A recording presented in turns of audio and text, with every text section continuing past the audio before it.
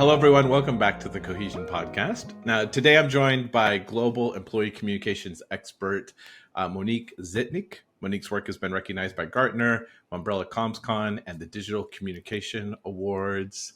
Hi, Monique. Welcome to the show. Hello, Shawn. Thank you, everyone, for having me. Well, so what we like to do at the very beginning is we say these are rapid fire questions, but these are not rapid fire questions. We need to change what we call them, I think. But there's some questions for our listeners, for me, selfishly, to get to know you a little bit better outside of, being an award-winning communications expert. What? It sounds so growing up. I'm like, what? I know. You're like, that great. What's it gonna be? I'm gonna ask you what your favorite candy bar is. No, it's rapid fire questions. I know. Oh, fantastic. I'm in Berlin, so Haribo has to be German. So is it? So when we say that's the candy, wait, is there a chocolate candy bar that's also Haribo, or is it mostly the gummies?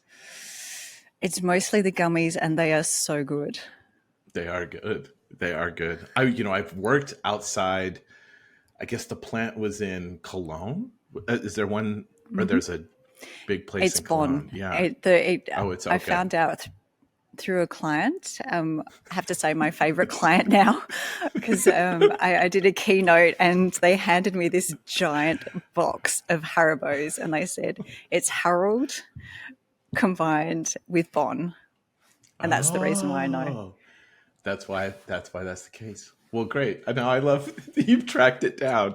You know where to go. I'm a big fan too. I eat them when I'm running, like long distances, because it's the same ingredients as fancy running gels and things like that. So I have my pick of different flavors that are out there. So much better. So much better. They are good. Fancy running gels. Now we're going to get to. I throw that one out real stuff. As like a really quick question. Now the official questions. I hope you're ready. The first one: what's the last book that you read? Oh, I'm very glad I just started a new book. Otherwise, I'd have to confess to a really trashy teen book that I'm trying to read in German. I'm trying to improve my German, but I actually have it in my handbag. It's for our people watching. Oh, nice. It's Employee Experience by Design by Emma Bridger and Belinda Ganaway. I think it's super important to get other perspectives on what you do. And this is from an employee experience, more HR perspective than the internal comms, which I love. If you could know the truth about any unsolved mystery, what would it be? I have to say Amelia Earhart. Oh, that's a great one. There's two reasons. One is because she's an amazing, just inspiring person, and I think it was late 30s, her plane went missing. But the second reason is on Lego Masters Australia, one of the contestants did a whole Lego construction out of Amelia Earhart with the wing and the friends and everything. For a long time.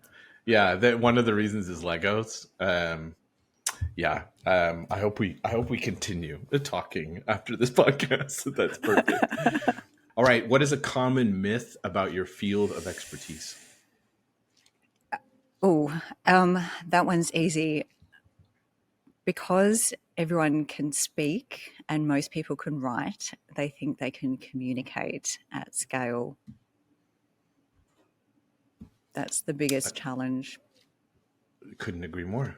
Been writing for a long time and reading for a long time. And I know when working with people, that's absolutely true.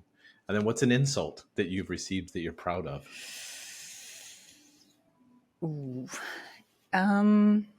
Probably, definitely as a child. I was that little girl in the library. Okay. Who would sit in the library and read books at lunchtime because I was too scared to go outside. Yep. And the insult being bookworm, and it's something I'm now very proud of. I love my books. Growing up, I was restricted to how many I was allowed to read on the weekend.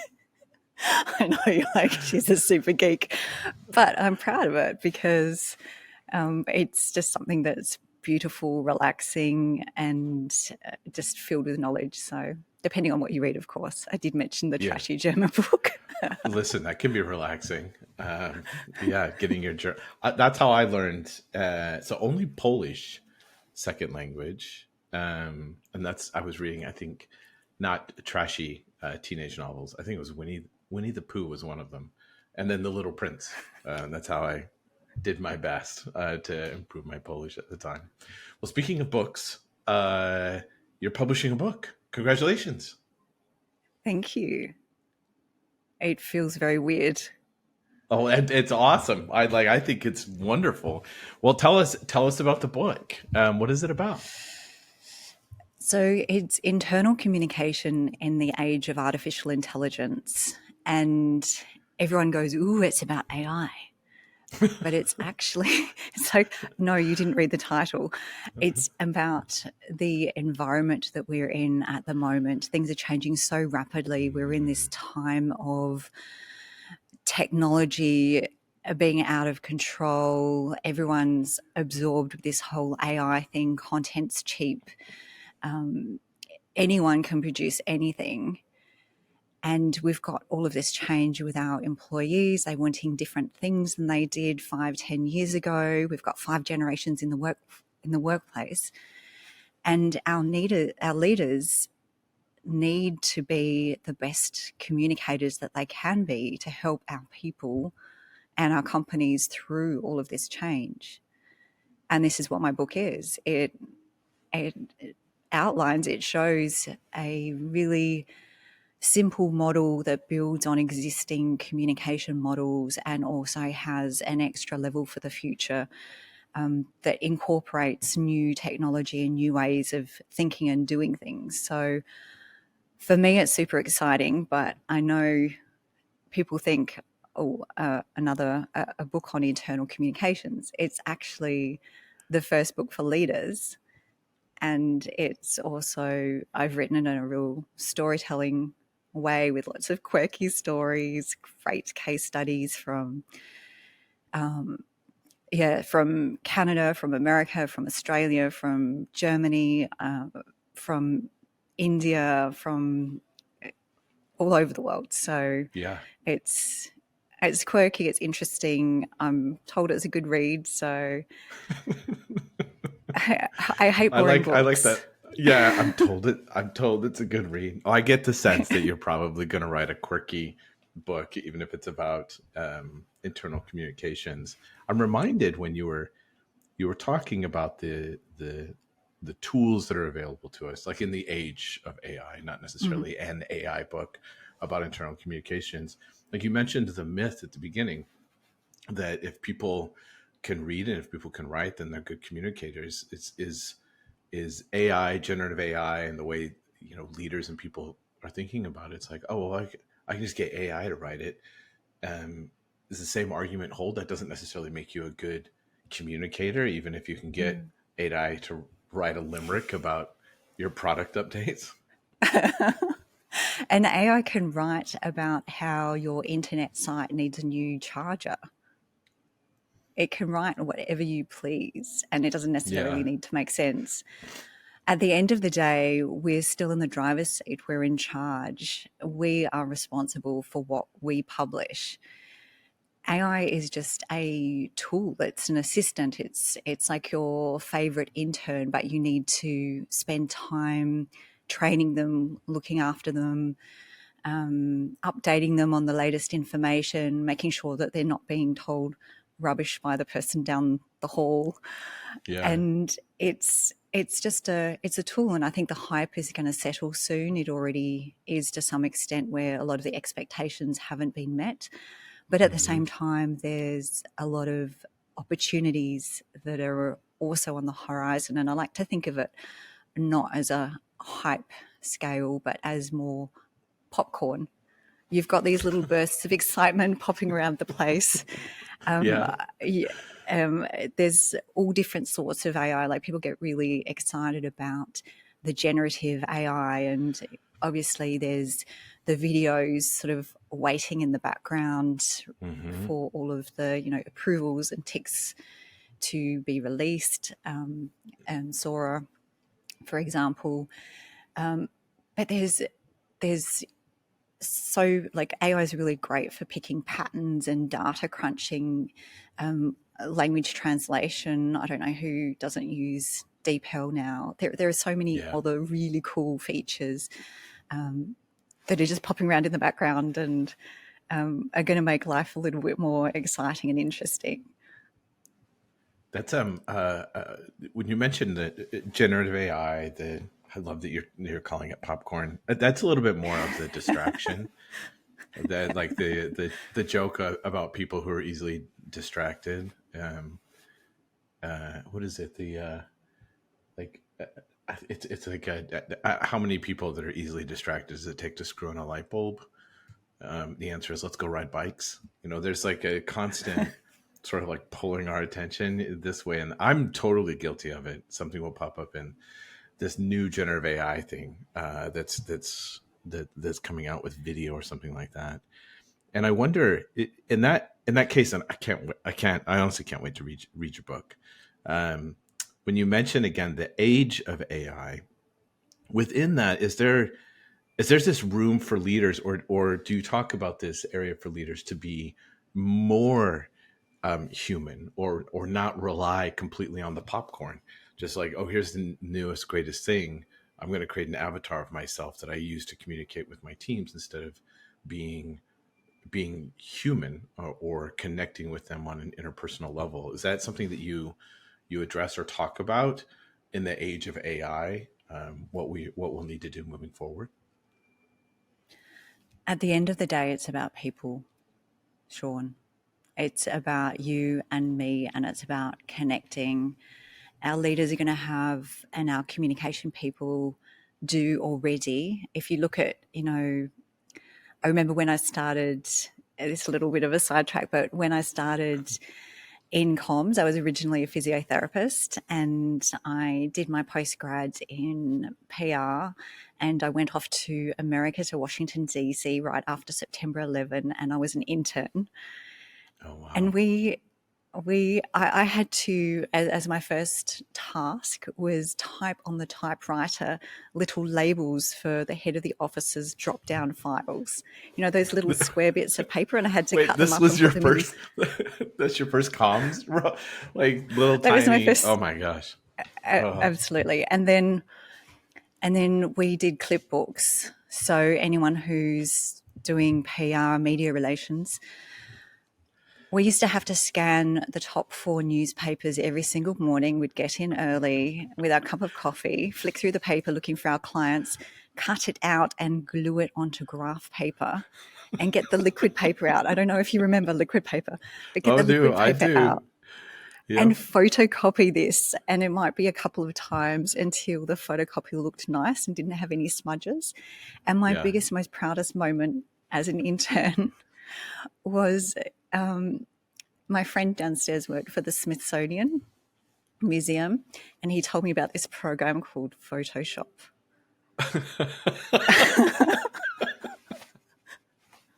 And now, like, fast forward to now, and you press the button and you have I know. absolutely every single video, every single audio that's been collected for you at your fingertips, with transcripts, within a matter of seconds from once it's produced. It happens so fast. Yeah. Yeah. Do you feel, and this might be, again, sidetrack personal question on something like this, Oh, of because, course. well, I get For you, Shawn. super, well, I get super nostalgic about the throwback. Like, I'm gonna make like, I've done a lot of design work, a lot of publishing, a lot of using Photoshop back in the day. What was it? Quark and InDesign and Frame, like all of them, digital publishing. But I have those moments when I want to go down to I don't know, the local shop, and cut and paste my magazine together and put it through the photocopier and push it through. Like, do you get nostalgic for liquid This paper is things, I I'm guess. I'm sitting here with an actual real book in my hands, Shawn, because No, it's okay. nice, and Yeah. this is in my model at the top. It talks Yeah. about one of the key areas for immersive communication is appealing to the senses. It's not about Mhm. being digital all the time. You've got to appeal to your sense of taste, touch, smell. It's not just about what you read, it's also about what you hear. This is why podcasts are so important. And yes, super interesting. They're working well on digital taste at the moment. And What? Wait, interestingly, wait. apparently, I know. This is a whole. Wait, what? Like I'll put something in my mouth or I'll smell something and I could have that. Wait, you got to tell me what this means. Digital taste? So I was in contact with some a guy in Singapore. His unfortunately his name's just popped out of my head right now. Uh, Yeah.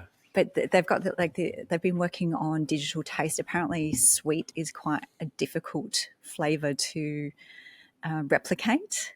Yeah. So enjoy your Haribo gummy bears. Oh, wow. But it's Wow. basically the photos are like a box that you put to your mouth with a little metal thing, and you Yeah. can taste flavors. They've got haptic vests already, which you can buy for any VR set, but they've Yeah. got new Yeah. ones that are heat enabled. So you can do fire safety training and all sorts of things in a completely virtual environment with these heat Yeah. vests, and you can feel the heat on your body. You can smell the smoke as well. And yeah, it's incredible. I love that But you focus on that and the applying to the senses from a communication standpoint. Like that's one of the reasons why I love that is that's early even writing advice. If you're going to write a trashy teenage novel in German, if you want it to be good and for people to like keep reread, you apply to the senses even in your writing when you're talking about a setting or mhm. talking about a sight, smell, touch. You want to do all of those because that's what we expect and that's how we remember things. Being able to do that, I was going to say IRL to sound cool, but being able to do that in real life with people that you're communicating with, instead of just the read this, read this, read this. You know, the RTFM comments were crazy for years. Like, well, I wrote it and I sent it to you, and you didn't read it. I'm sorry. But switching that up and being able to appeal to their senses, I love that. I think that's remarkable. That's unique from the things that I've talked about with other guests to focus on. So it's about being experience focused. So I've been to events where they've had special scent specialists. And I mean, Mm-hmm. marketing, external marketers use all of this stuff in quite a sophisticated way. But I haven't been to, say, a breakout area in an office where they've actually thought about the smells in the environment. It's about the texture on the cushions. You can see the lovely workplace that I'm in at the moment. Yeah, yeah, But there's this whole other level, and it's these real things that are going to matter more and more in the future, particularly for leaders and people who are looking to create meaningful communication experiences. It's not about quantity anymore, it's about quality. It's about having something that impacts you. I'm sure you've been to, and to all of our listeners here, loads of events. You know, those corporate, let's go to a corporate conference, two yeah, days, intense, lots of people. yeah. But if you think back onto them, are there many of those events that you actually remember? Or are they just a blur with lots of people and lots of the same information that you've heard at all of the other previous events? No, And that's right. it's about making something meaningful.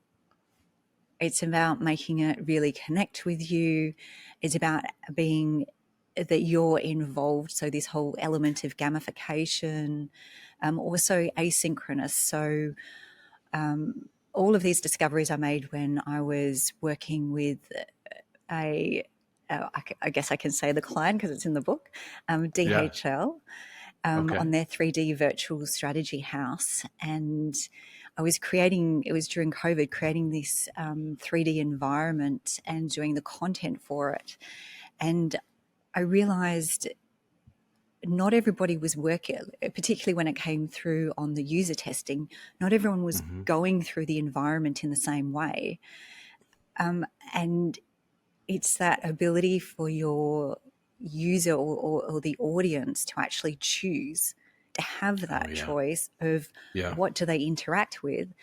And then if you think of our amazing art galleries, like the really good ones, you'll go with, I don't know, your friend, your mother, your child, and then you've got someone else who is off contemplating something else in a different part of the exhibition that doesn't speak to you. And it's about each piece of content fits together for a meaning, and you Mm-hmm. can consume all of it or you can consume one bit, and each of the individual pieces are interesting to different people, Mm-hmm. but together it also makes sense. It's not about bombarding your audience with the same piece of artwork, one Mm-hmm. in landscape format, one in portrait format, which is what I think some of us do in internal We comms. It's do, like, and we pat ourselves on the let's use back. this photo on the That's right. intranet homepage. Let's use Right. this photo in the top of the email. Let's use this exact same photo. And then we Yep. wonder why our audience gets bored. That's interesting because I mean, taking that metaphor or sticking with that metaphor, you're still in the art gallery, meaning there's sort of directionally, if you're talking about, I don't know, a common thing that people, annual reviews. So, and some companies do them, some companies don't, but a lot of times that becomes a huge communication project to make sure that people feel valued, that they're assessing their work, that they could be promoted, whatever goes with it. And now you have the opportunity, like that's the space, that's the art gallery. You have some that will love just to get the email and read the email. Some will like the audio that comes through. Some may even want Socratic method. They just want to ask questions and get answers and try to break the AI that they're working with to try to figure out what it is that they're supposed to do next, instead of just look at my really great. That's so funny you say that, landscape and portrait. We're like, we diversified.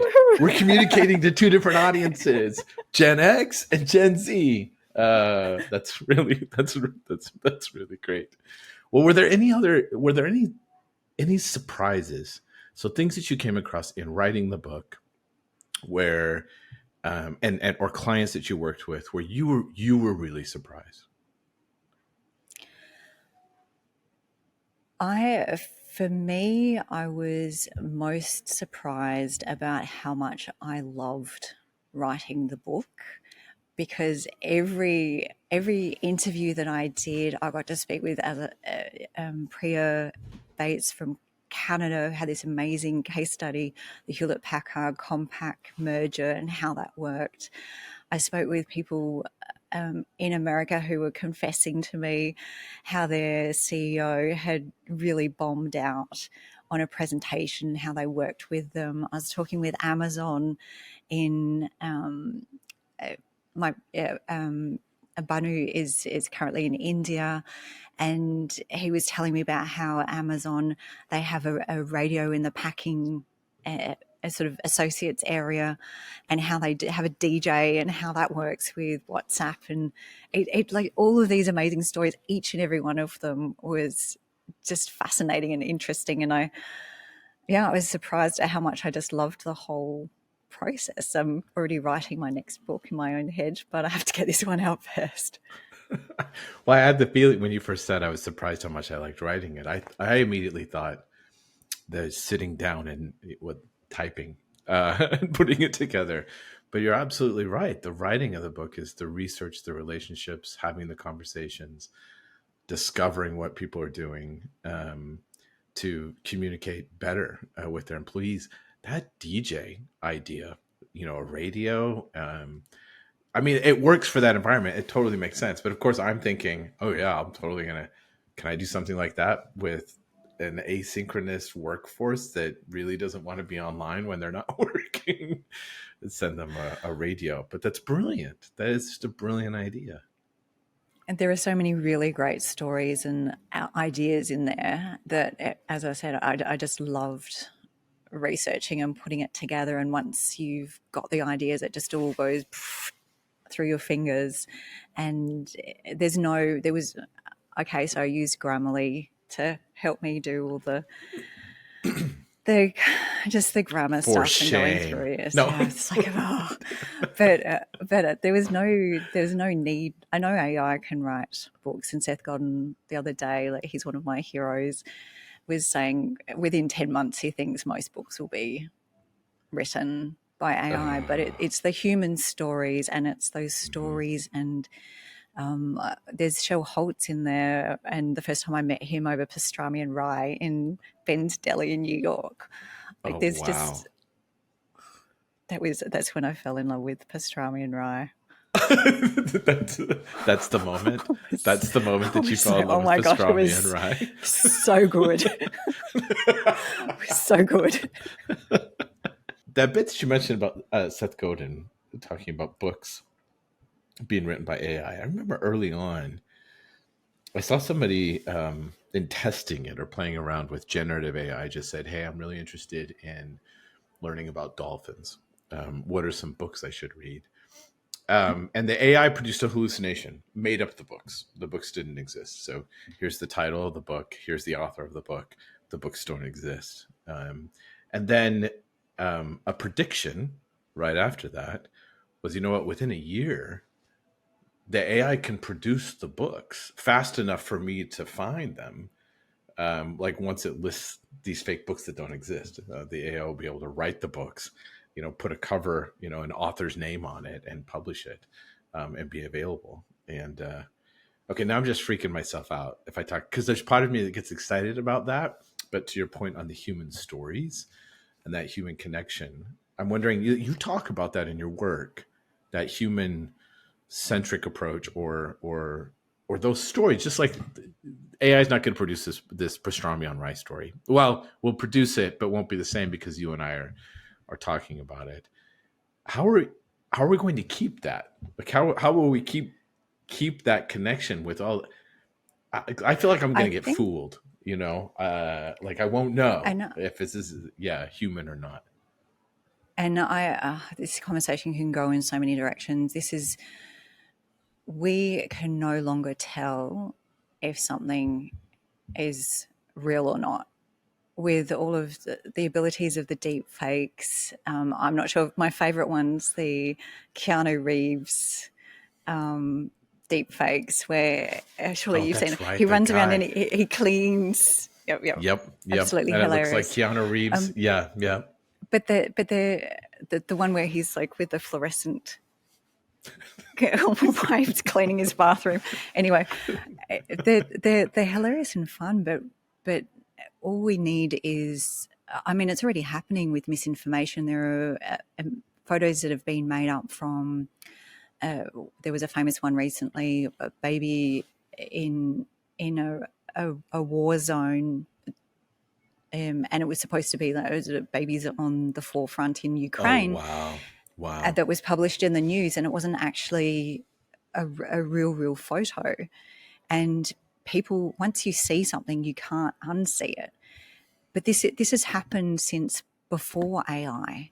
This is what Yeah. we need to remember. There's stories forever about, people are convinced, I don't know, the food pyramid myth and all sorts of Oh, that's right. myths. There's all of these stories, but people still remember their first impression or their first idea or first part of the story. Storytelling is super powerful, as you know. Yeah. But AI just makes it easier for us to be fooled with all the video technology that's coming out still at the moment. I mean, fingers are still an issue, continuity, so taxis changing colour as they drive Yeah. past, those sorts of things are still issues, but they're going to be fixed soon. Yeah. I think, and I think there is a lot of issues, like if you look at the workforce, we're getting very philosophical here, Shawn.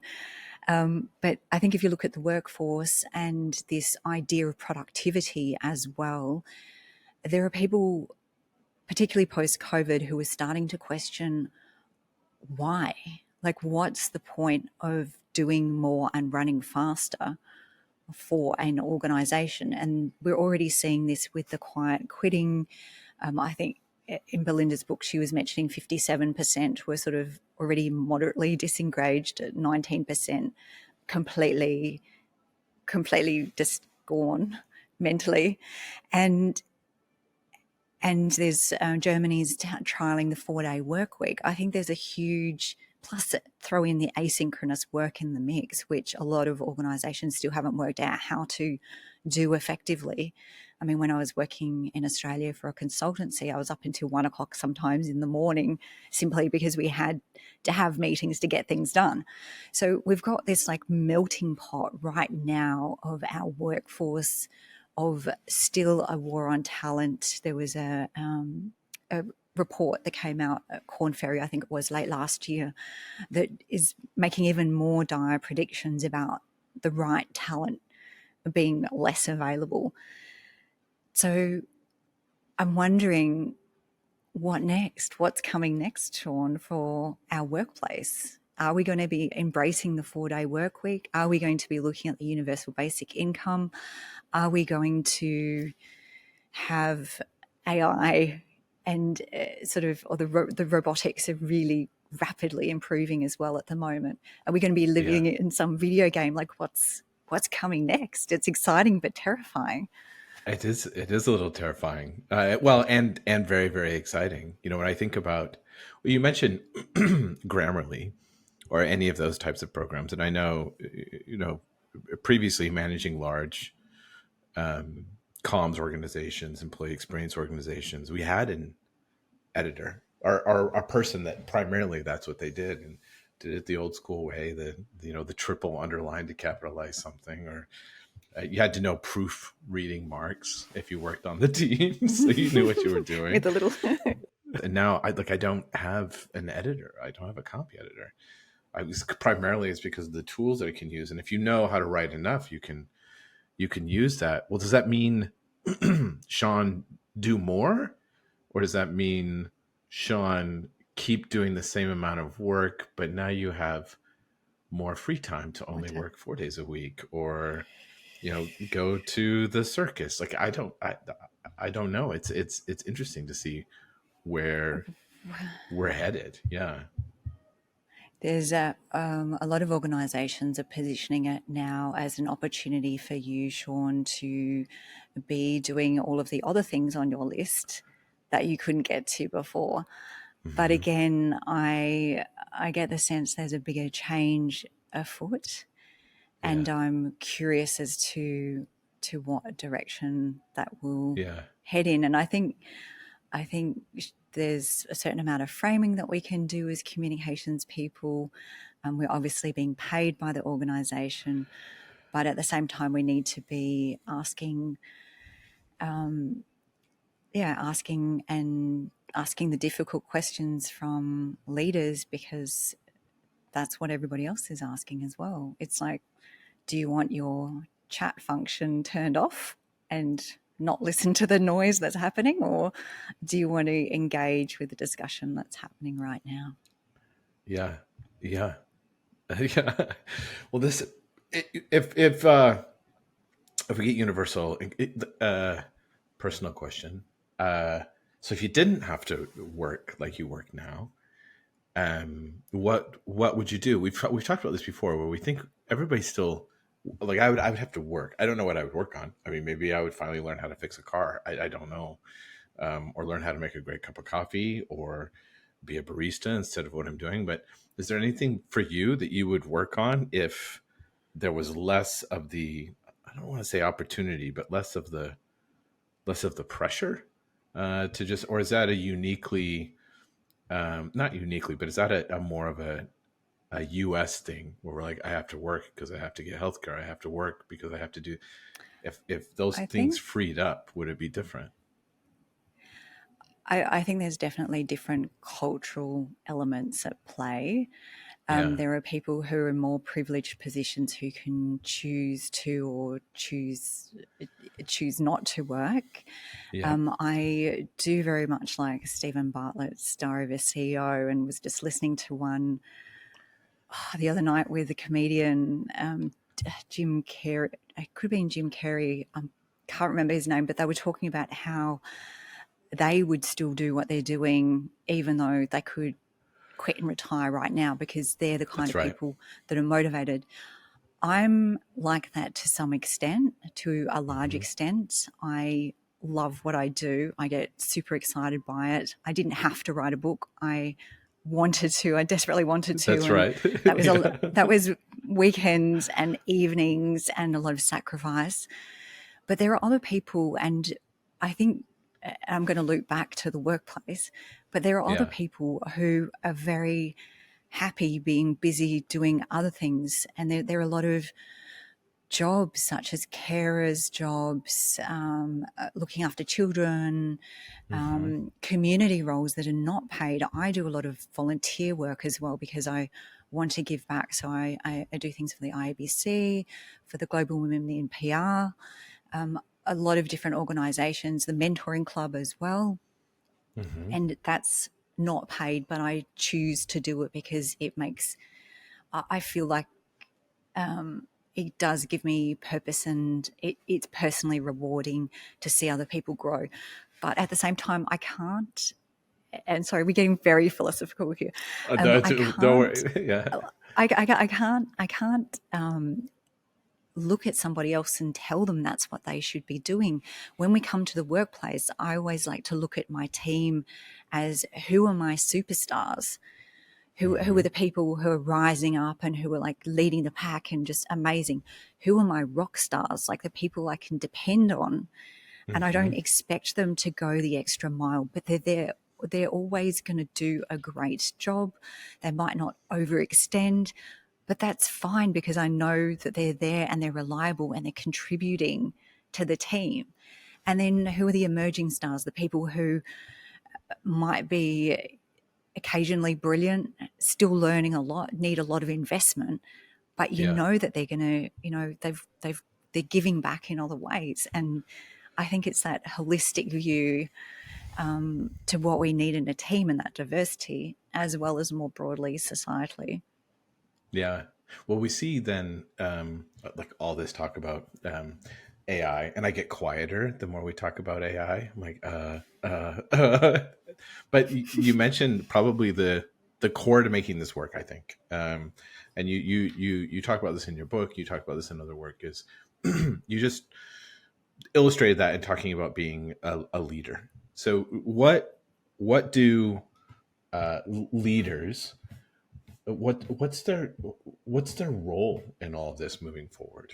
Like how will leaders, or how should a leader be thinking about ushering us into you know what, I don't want to say it's unknown. It's really interesting, like where we're headed, and it's exciting, and it makes us nervous at the same time. And there's all sorts of things that are happening environmentally and within a business, and affect the way that employees think about the world, their anxiety. Can I get a house? Can I not get a house? Where am I going to live? Um, how are leaders positioned, or how should they be? I guess pulling us forward through this. Leadership is the most crucial skill right now, and communication is the most essential skill for a leader. So if you talk to any leader, most of them will say at least 50% of their role is communication. This is why a lot of leaders are perhaps a bit more old school leaders, but there is a distinct group of leaders who prefer the in-office experience because it's easier to Mm-hmm. influence. It's much easier to use your communication skills when you're there in person, Mm-hmm. and because you've got that richness in the context. A lot of leaders, I had lunch with a friend of mine, quite senior VP, and he confessed that 50% of the time his job was communication. He had a global team, But Mm-hmm. 80% of the time when things go wrong, it's because of bad communication. It's because of miscommunication. And so what our leaders can do, they have an important role in setting the vision. And this goes back Mm-hmm. to, look back at Kotter's work, or any sort of Prosecchi, sort of the ADKAR models, any of those change management models. You need that leadership to set the vision, and then work out how you're going to get there, and communicate along the way to bring people on the journey. And if people aren't coming, then quite often, you can delay a project, or you can change things so that you get the results. Just because it's your plan that you wrote a year ago doesn't mean it's the right plan now. Mm-hmm. And our leaders need that flexibility, those communication skills, and the ability to be human, I think. I don't like the word authentic. Yeah. Human's the word that I'm going for. What is it about the? I'm allergic to the word authentic these days as well. What is it that's made us so allergic to that word? I've heard 3 different definitions of that Oh today. boy. Yeah. And everyone's talking about being authentic, and then you actually say, "Oh, so what do you mean by authentic?" And they're like, "Well, what you say and what you do is the same thing." And I'm Okay. thinking, but isn't that trust? Isn't that That's trust? That's yep. trust. Yep. And then someone else is saying, "Oh, you're bringing your whole self to work." But then again, I told you I love Seth Godin's stuff, and he goes on this brilliant Yeah. rant where he says, if you are getting your knee operated on, do you really want an authentic surgeon? You just want your surgeon to do a good job, regardless if they've broken up with their wife, or they've had a bad day, or they've broken up with their husband, whatever's happened. Yeah. And if you're having your house painted, you don't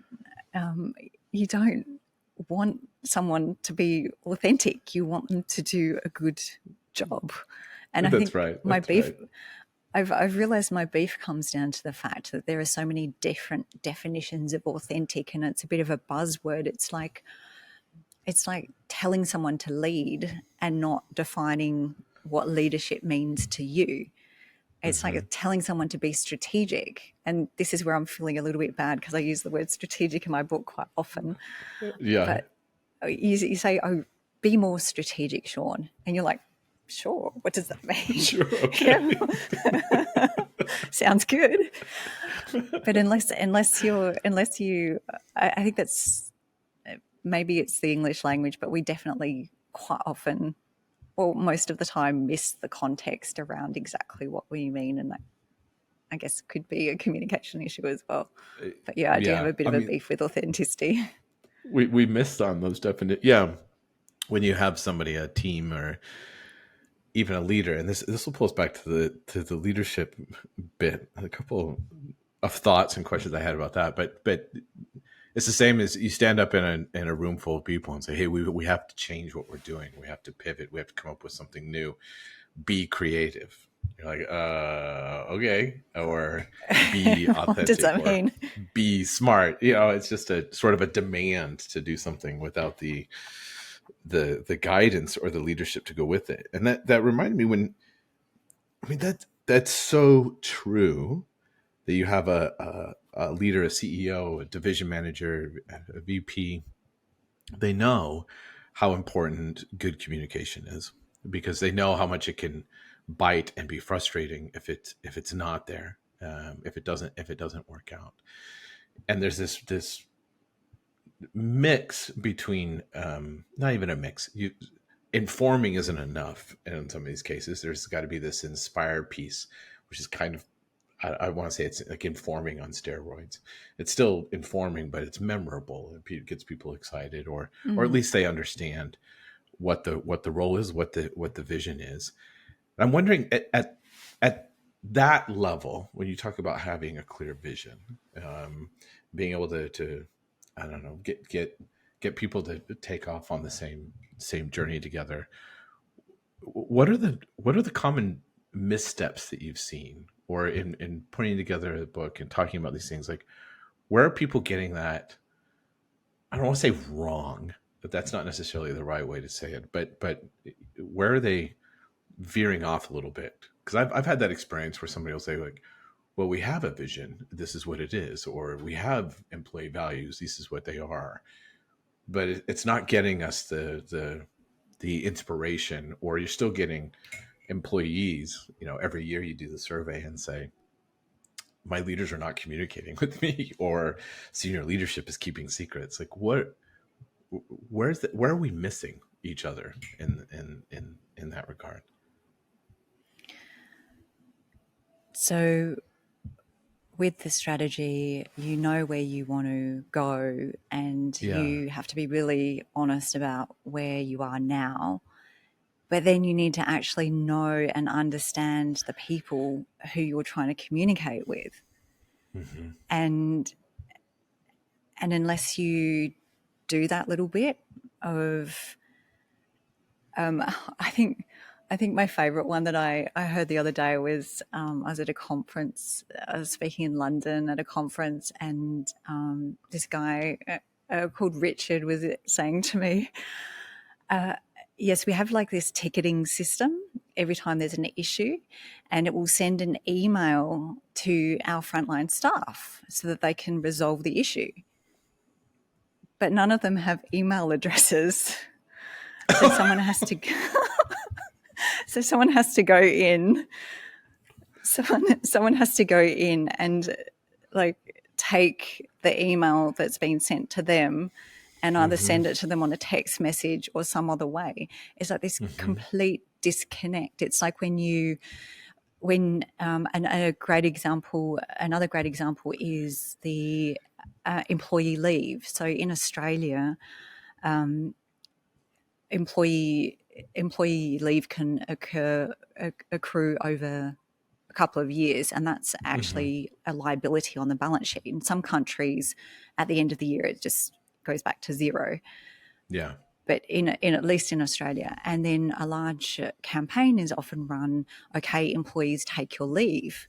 Yeah. But if you're targeting people who are working in a shop and or in the shop front, and they need to have a certain number of people rostered, and they're short Yeah. staffed anyway, are you going to make them happy by telling them they have to take their leave? Otherwise, they'll be shut out of their email system. Oh, It's like a complete misunderstanding of the actual people who you're trying to communicate with and the kind of environment that they're in. And that's where I think most of it goes wrong. yeah. Yeah. That reminds me of have you Nancy Duarte wrote a book, Resonate, about giving presentations, analyzed a lot of different really great speeches or presentations where it's compelling or to inspire people. And one of the things that I loved about it was this reminder that whenever you're communicating to a team or a group of people, that you're not the hero of the story. You're the fairy godmother, you're Yoda, you're here, like, I'll get you the dress, I'll get you the shoes, I'll get you the carriage, but you got to go to the ball, sort of thing. And you have to really understand who your employees are before you say anything. And not only that, I think they need to believe, oftentimes when you're conveying a vision or mission, they have to believe that you understand, like, who they are, what their situation is, what's happening. um, I used to joke that's the easiest way to start a cult, is by just getting up in front of a group of people and saying something ridiculous that shows you understand them. Like, sometimes I'm really tired and I don't like to get out of bed. Does that sound like you? And you have a small army of people like, yeah, that sounds like me. Would you like it to be different? Yes, but that's small thing, just to show that you understand who they are, and that they're the hero of the story and you're not the hero of the story. It could go a long way. Yeah, it could go And a long way. Shawn, I think that we all like to feel that we're listened to, and we all like to feel that we are understood, and any small step that one can make in that direction, because quite often we forget that communication isn't just about talking, it's about listening and it's about understanding. So there's been some really brilliant work that's been recently done by Dr. Kevin Ruck and Mike Pounceford and Howard Christ in the UK, organisational listening, and they've done a study over a couple of years looking at the different aspects of organisational listening. Their book is out now as well, and I think that's something that our leaders could perhaps step away from the broadcast approach to the more listening and understanding approach. I think that's probably where I love that you bring that up. I have I mean, a couple of the questions, but one that's related, and I think that listening is the core. My guess is, you tell me. Of course, you're the expert. You tell me if I'm wrong on this, but if the um, uh, culture is another word that can drive me a little bonkers, like Mm-hmm. authenticity. People are like create the culture or make a culture or grow a culture, whatever goes with it. Tell me how this. So we've talked about the age of AI. We've talked about leadership and how important that is, and then the active listening, making sure that you really understand who your employees are. How does that all come together? If I'm a CEO, or uh, I'm executive, and I'm like, well, I really want a culture of creativity, or I really want a culture of high that also it's like an authentic word, but I really want a culture of high performance in my company. How do these things come together, or what would be your recommendation of sort of pulling these things together in order to, I don't know if create a culture is the right phrase, but affect a culture or develop or champion a certain culture? How do you see those things coming together? I see a culture as a living, breathing thing that can Yeah. be easily damaged. It can also be created and changed over time, and that's why it's almost like a person. It does need care and attention. And to bring it together, you not only need all of these elements like the company the company values, the employee value proposition, all of these bits and pieces. It might sound boring, but it's a way of one person communicating to the other what's important. So Mm. unless you have written down what your values are, how are you going to agree and talk about it? It's like that concept of the limit of your language is the limit of your world, and you need to know and understand what those different elements are, so at least you can have the conversation. And then Yep. once you've got the, say, the values, they can be, you can go with just 5 or 3. They need to be embedded in everything. So looking at your performance in incentives. So there was a company that I worked for, and I thought it was brilliant. We had these values, and we had to write our performance goals in terms of those values. So they needed to. I think one of them was being bold. I still remember, and this is back in 2010, Yeah. and then many organizations since. One of them was Yeah. being bold, and you had to write, like, in your performance, how you were going to be more bold than you were last time. And that's just one Wow. that was just one thing. And if you're being assessed and measured, and your bonus is connected directly to those KPIs, it's like another example.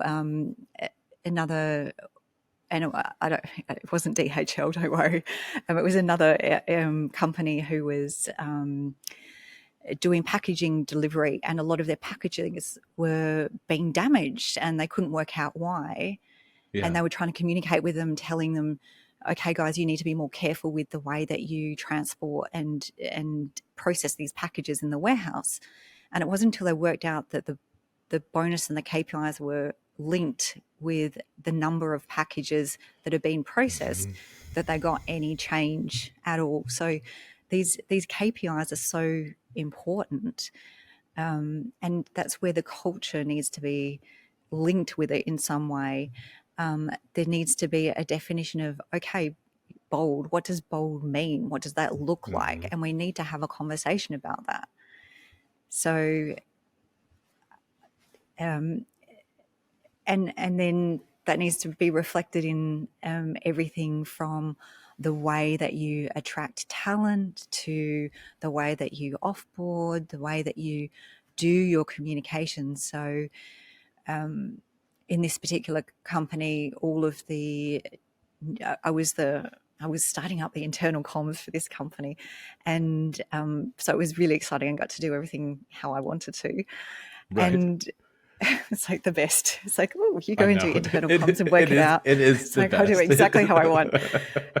It was like every single intranet article that I wrote, and as I said, it was back in 2010 on the SharePoint, the 2010 SharePoint, that was new at the time. That was my first project, was change management for the new 2010 SharePoint, and every article had to reflect these values.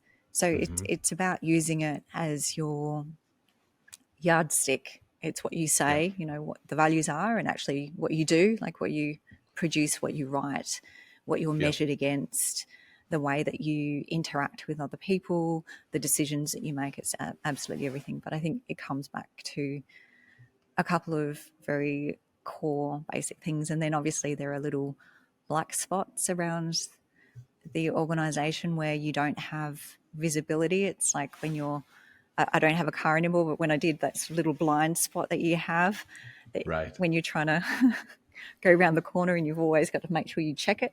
It's the same in an organization. There's always these little spots that you can't really see very well what's going on. And you need to take care that your employees in that area are also reflecting your values, and that there isn't little fiefdoms happening with particular leaders who don't wish to communicate, and who are putting employees off, or people are leaving because of unsavourable working conditions. Yeah. Well, then it's just communications again. I mean, it all comes back to that and what you're talking about, like listening, conversing, talking, checking in. Even when you discover the fiefdom, you close your eyes, close your ears, la la la la la la. Like I know Tom's doing this, but I don't want to be the one to talk to him. But yeah, just the communications that come with it. Well, I'm very excited about your book. Can you tell us where we can find your book? So my book is available through Business Expert Press, who's my publisher, as well as the Eurospan bookstore, which is for the European and the Australian market. But if you go to Business Expert Press, they've got all of the links there, and also Amazon. Well, awesome. Well, very cool. Thanks again for joining us. This has been great and quirky. Well, a little quirky, but very, very helpful and very inspiring for me. So I really appreciate it. I love the conversation. Thank you so much, Shawn, for having a laugh with me and and enjoying the beautiful view from the nighttime Berlin.